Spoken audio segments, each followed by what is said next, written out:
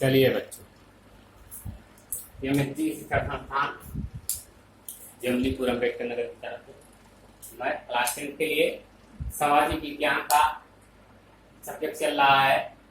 अध्याय चल रहा है क्रांतियों का परिचय, जिसमें कल इंग्लैंड क्रांति के बारे में बात हो रही थी। उसका कुछ सख्त बाकी रह गया था। कल हमने बताया था इंग्लैंड की क्रांति किन कारणों से हुई थी। राजा की निरंकुशता थी, प्रभुत्ता, कई चीजें थी। और जो है अब आज हम पढ़ेंगे कि जब इंग्लैंड की क्रांति हुई जिन कारणों से, उसका परिणाम क्या हुआ, उसके बाद क्या हुआ। कारण तो ये था कि जेम्स ड्यूटी की निरंकुशता थी, पादरियों का पर मुकदमा था, कई कारण था, कानूनों का गलत सिद्धांत था, तो कई कारण था। परंतु परिणाम क्या हुआ इंग्लैंड की क्रांति के बाद? परिणाम क्या हुए? ये इसे इंग्लैंड की क्रांति को गौरवपूर्ण, महान क्रांति, शानदार क्रांति, कई शक्तिहीन क्रांति, कई नामों से भी जाना जाता है। ये कल हमने चर्चा की थी। आज हम परिणाम के बारे में चर्चा करेंगे। ये 1688 ईस्वी में क्रांति हुई थी। आइए परिणाम के बारे में चर्चा करते हैं। इंग्लैंड की क्रांति के क्या परिणाम हुए? पहला परिणाम, दैवी सिद्धांत कांड। दैवी सिद्धांत थे, दैवी अधिकार जो थे, राजा लोग जो थे वे अपने आप को ईश्वर मानते थे। वो ईश्वर की पदवी पर थे, तो उनका जो है ये सिद्धांत समाप्त हो गया। वो दैवी अपने आप को देवता मानते थे, ईश्वर मानते थे, और ईश्वर मानकर लोगों पर अपने आधिपत्य का, अपने अधिकार का गलत प्रयोग करते थे, जिससे जो है उसका अंत हो गया। इस क्रांति के बाद दैवी सिद्धांतों का अंत हो गया। दूसरी, राजा एवं संसद के झगड़े का अंत हो गया। पहले क्या होता था, राजा सर्वोपरि माना जाता, सर्वोच्च माना जाता था, ईश्वरीय देव था, उसकी शक्ति ज्यादा थी और संसद की शक्ति कम होती थी। इसीलिए राजा जो है सर्वोपरि माना जाता था, और राजा जो है संसद के द्वारा पारित किए गए कानूनों को भंग कर देता था, जिससे राजा और संसद के बीच झगड़ा होता रहता था। उन झगड़ों का अंत हो गया, क्योंकि सारी पावर फैसिलिटी संसद के हाथ में हो गई। इंग्लैंड की क्रांति के बाद राजा एवं संसद के झगड़ों का अंत हो गया। अगला है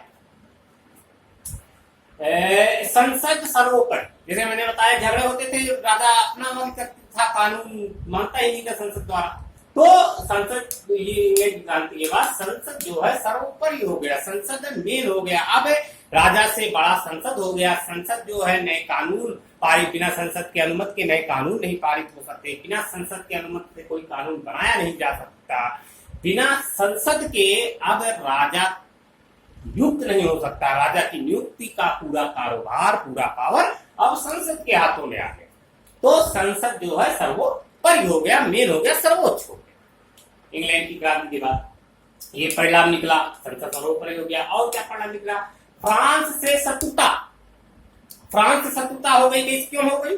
कि फ्रांस को जो है कैथोलिक धर्म का मेन स्थान माना जाता था, कैथोलिक धर्म का अनुयायी माना जाता था फ्रांस को, इसलिए। और जब वहां इंग्लैंड की क्रांति हुई तो वहां पर इंग्लैंड में प्रोटेस्टेंट धर्म ने अपना प्रभुत्व स्थापित कर लिया।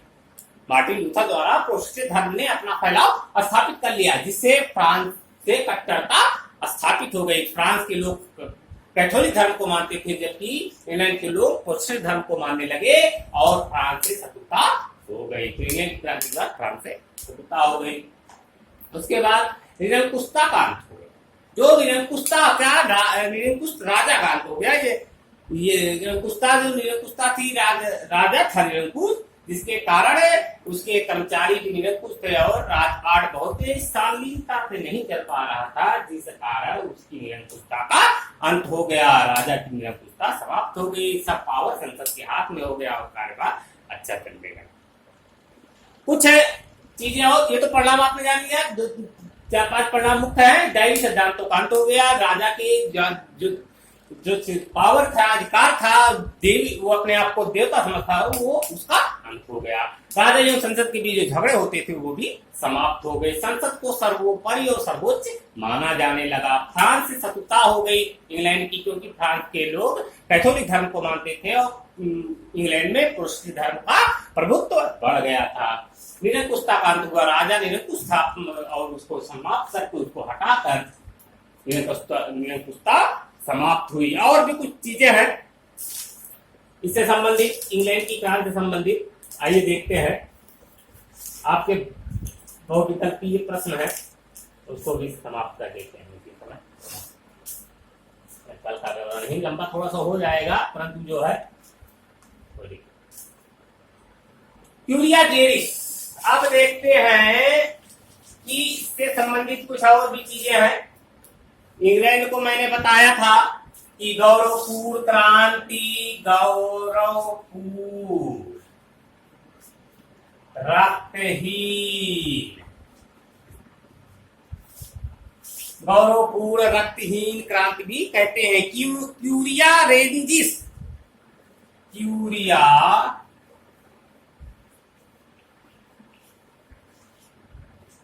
रेंजिस, क्यूरिया रेजिस क्या है और इसकी स्थापना किसने की थी? क्यूरिया रेजिस, क्यूरिया रेजिस जो था, यह शासन कार्यों में परामर्श देने की समिति थी, सलाहकार समिति कह सकते हैं, सलाहकार समिति, जिसे सलाहकार समिति कहते हैं। ठीक है, ये हुई थी 11वीं शताब्दी में इंग्लैंड के राजा हेनरी प्रथम के समय में। 11वीं शताब्दी में इंग्लैंड के राजा हेनरी प्रथम। क्यूरिया रेजिस पूछ लेता क्या है? क्यूरिया रेजिस सलाहकार समिति को कहते हैं, जो 11वीं शताब्दी में राजा हेनरी प्रथम के शासनकाल में स्थापित की गई थी या बनी थी। ठीक, क्लियर? इसी के साथ और भी है, इंग्लैंड मैग्ना कार्टा कब पारित हुआ? मैग्ना कार्टा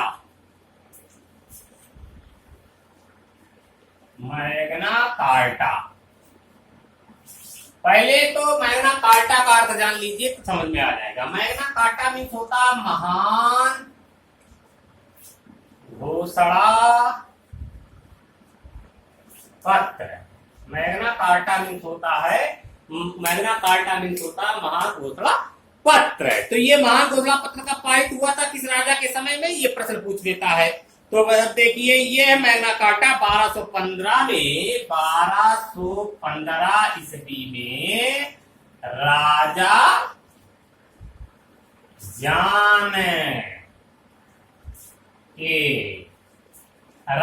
जानकी के समय में मैग्ना कार्टा घोषित हुआ था। 1215 में मैग्ना कार्टा महान घोषणा पत्र था। इसके अनुसार सभी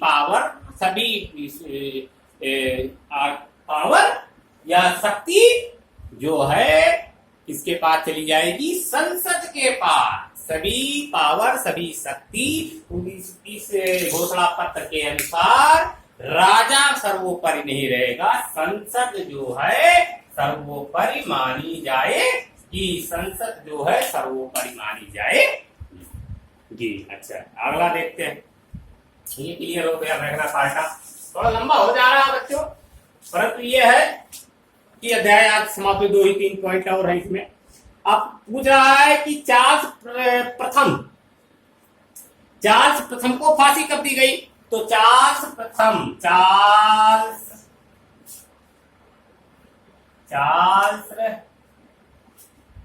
प्रथम को फांसी कब दी गई? फांसी जब इंग्लैंड की क्रांति हुई तो चार्ल्स प्रथम राजा था, चार्ल्स द्वितीय राजा था। उसके पहले पूरे जागरण के समय में, तो की क्रांति के समय की कहानी है, चार्ल्स प्रथम राजा था। तो चार्ल्स प्रथम को फांसी कब दी गई? 30 जनवरी 1649। 30 जनवरी 1649। ठीक है, चार्ल्स प्रथम को फांसी 30 जनवरी 1649 ईस्वी में दी गई थी। और चार्ल्स द्वितीय की जो है 1685 में, चार्ल्स द्वितीय की जो है मृत्यु, चार्ल्स द्वितीय की मृत्यु हुई थी 1600। चार्ल्स प्रथम की थी तो 30 जनवरी 1649 ईस्वी और चार्ल्स द्वितीय की जो है 1685 ईस्वी में, क्योंकि चार्ल्स द्वितीय इंग्लैंड की क्रांति से संबंधित है। इंग्लैंड की क्रांति के समय जब 1688 में इंग्लैंड की क्रांति चालू हुई थी तो उस समय राजा कौन था? Charles second. चार्ल्स द्वितीय जो है उस समय राजा था। जब इंग्लैंड की क्रांति चालू हुई, प्रोग्रेस हुआ, लोगों में अपने राज्य के प्रति, देश के प्रति भावना उत्पन्न हुई, तो उस समय राजा चार्ल्स द्वितीय था। तो उस समय राजा के प्रति घमासान विद्रोह हो गया। उस विद्रोह में इसकी मृत्यु हो गई थी, इसे मार दिया गया था 1685 ईस्वी में। ठीक है, पहले ही इसे मार दिया गया था। उसके बाद इंग्लैंड की क्रांति का तदार्पण हुआ। ठीक, चलिए इसी के साथ आपका जो है ये अध्याय समाप्त, इंग्लैंड की क्रांति। और इसी के साथ कल मिलेंगे। कल अध्याय इसी का क्रांतियों के परिचय में होगा अमेरिका की क्रांति से संबंधित मामला। चलिए, धन्यवाद। और आप जो है YouTube चैनल या एमएसजी शिक्षा संस्थान इतना सर्च कर सकते हैं YouTube पर। सिर्फ आप सर्च करेंगे एमएसजी शिक्षा संस्थान, आपको हमारे सभी वीडियोज मिल जाएंगे। सब्सक्राइब कीजिए, लाइक कीजिए और वीडियोज का आनंद। धन्यवाद।